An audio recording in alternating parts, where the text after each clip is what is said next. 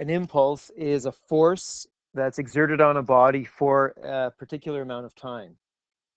And an impulse will change the momentum of a body. This is kind of like how work is the process of exerting a force on a body over a distance. An impulse is exerting force on a body for a certain amount of time. So if you push a block, you might be wondering to yourself, am I doing work to it or am I giving it an impulse? And the answer is, if it's moving, both. One measures how you change the block's kinetic energy, that's work, and the impulse measures how you change its momentum. Momentum and kinetic energy are not the same thing. They are associated with one another, often correlated, but they actually measure two different quantities. The reason why momentum is so important to study and understand is when two objects collide, quite often kinetic energy is lost, kinetic energy is transferred into something else, but momentum is always conserved. So whether two objects collide and bounce off one another or stick together or do something in between, momentum is conserved. And you can use that fact to analyze what's going to happen. So I'm going to discuss the idea of an impulse and how it affects momentum with a couple of examples. The first one trivial and the second one a little more realistic. So in our first question, we have a 10 Newton force. It's applied to a 2 kilogram block for 3 seconds. What is its final velocity? So you've learned to do this using dynamics and kinematics. Now we're going to take a momentum approach. So if our force is 10 newtons and it's exerted for 3 seconds, then the impulse, our impulse I that we've exerted on it, is force, which is 10 newtons, multiplied by time, which is 3 seconds. So our impulse is 30, and that would be Newton seconds. Now the impulse is equal to our change in momentum. So that means that the change in momentum is equal to 30. Now, momentum is measured in kilogram meters per second. Now, if you're looking at this, you're wondering, well, how is a Newton second the same as a kilogram meters per second? But remember, 1 Newton is the force that will accelerate 1 kilogram by 1 meter per second every second, right? Force is mass times acceleration. So a kilogram meter per second squared is a Newton. And if you were to multiply a kilogram meter per second squared by seconds, so let's say I was to find out what's a Newton second, that's a kilogram meter per second squared times seconds. Now, our seconds cancel out, and what do we have? A kilogram meter per second, same unit as we use for momentum. So we have a change in momentum of 30 kilogram meters per second.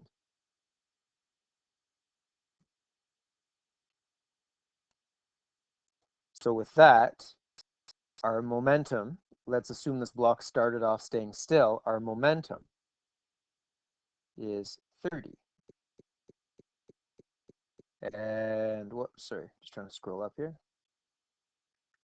So if we have a 2 kilogram block and a momentum of 30, remember momentum, sorry, I'm new at using this system here, so I'll make little mistakes in drawing the odd time. Our momentum, but I'm using Microsoft Whiteboard and I find it a lot smoother than what I was using before. Trying to transition from using paper because I'm working from home during the quarantine and I don't have as a big stack of paper at home as I do at work. Okay, so momentum is equal to the mass times the velocity. And if we have a momentum of 30 and we have a mass of, I believe this was 2, yeah, a momentum of 30 and a mass of 2, that makes our velocity 30 over 2. So our velocity is 15 meters per second, and that's going to be in the same direction as the force. So let me recap. An impulse is force multiplied by time. It's the process of exerting force on a body for a certain amount of time. What does an impulse do? It changes the momentum of the body you've exerted a force on. In this example, a 10 Newton force is applied to a 2 kilogram block for 3 seconds. What's its final velocity? So we multiply 10 by 3 to get the impulse, which is 30 Newton seconds. And as I demonstrated here, 1 Newton second is actually a kilogram meter per second. So our 30 Newton second impulse is a 30 kilogram meter per second change in momentum. If our block was initially still, then our final momentum will be the same as the change, that 30 kilogram meters per second. And then with a little bit of algebra, we can find that our final velocity is going to be our momentum divided by mass, 15 meters per second. Okay, that was a really trivial case. And those of you that are taking my class have seen that we've been studying nothing but the most trivial, simple case. Constant forces, blocks on planes with a set angle. Because in order to understand physics, physics is really difficult, and you've got to understand it very thoroughly in the simplest of cases. Now that we're studying momentum, we can do things a little more realistic. So this is the first, I would say, non-trivial case we're looking at. So now we have a soccer ball. A foot kicks a ball, and the force it exerts on it is shown on the graph below. Find the final velocity of the 700-gram ball. So we have a ball that's a little more than half a kilogram, and we're kicking it, and we're exerting a force that starts out at 0. Have a good look at this graph here. So our force starts at 0. It makes its way right up to 1,000 newtons, and then makes its way back down. Now, here's why this is realistic. Imagine a foot hitting a soccer ball. Imagine this in slow motion. Initially, as the foot just makes contact, just before it makes contact, the force is 0. As it makes contact, initially, imagine the outer layer of the shoe of the person kicking the ball just making contact with the outer layer of the soccer ball. Can you imagine that? You have a tiny amount of force, even though the foot is going really fast, because this is just for a tiny amount of time. As that foot gets closer and closer to the center of the ball, it compresses the ball. As that ball gets compressed, the force, the overall force on that ball goes up. That's what you're looking at this graph. When we get to the maximum compression of the ball, as you're mid-kick of it, and all this is happening over a really short amount of time, that ball receives its maximum force. So in this case, I have it go up to 1,000 newtons. And then as the ball re-expands, as it comes off the foot, it makes its way back down to 0. Now, to be realistic, you might not get such an even graph. I produced this graph by going to Desmos, and it was like e to the minus x squared, put some transformations on it to make it look right. But this is a little more realistic than saying we have a constant force of this value. So just sort of imagine, as you kick a ball through the process of a kick, and I have this take place over about 5 milliseconds, 4 milliseconds, 4/1000th of a second. That force goes up and goes back down as the foot compresses the ball and then the ball leaves the foot. So how can we analyze this graph and use our analysis of that graph to determine how fast the ball ends up going up? So we've got an initially, let's assume this ball is staying still. So we've got an initial momentum of 0. The impulse that we apply to the ball is going to be its change in momentum. Now remember, our impulse is force multiplied by time. So we take our newtons of force, multiply it by time. Now, when you multiply two quantities that are on an axis like this, what you're really looking at is the area. So that gives us this idea. The impulse is the area under a force time graph.